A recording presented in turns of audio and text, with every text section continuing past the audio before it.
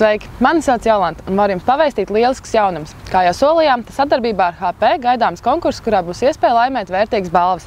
Šodien es tev pastāstīšu, kas jādara, lai iegūtu savā īpašumā kādu no šiem diviem portatīvajiem datoriem – HP Pavilion G6 un HP Compact Presario.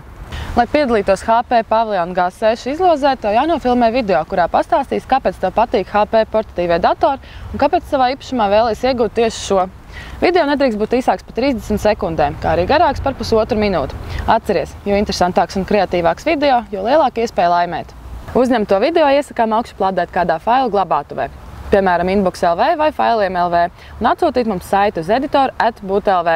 Visi video tiks ievietot speciālā YouTube kanālā, kā arī publicēti portālā būt.lv.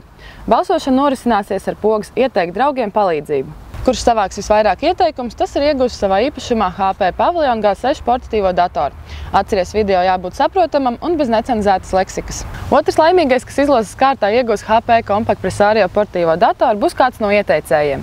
Tātad viss, kas tev jāizdara, ir jāuzfilmē video, kurā tu pastāstīsi, kāpēc tev patīk HP portatīvie datori un kāpēc savā īpašumā vēlies iegūt tieši šo.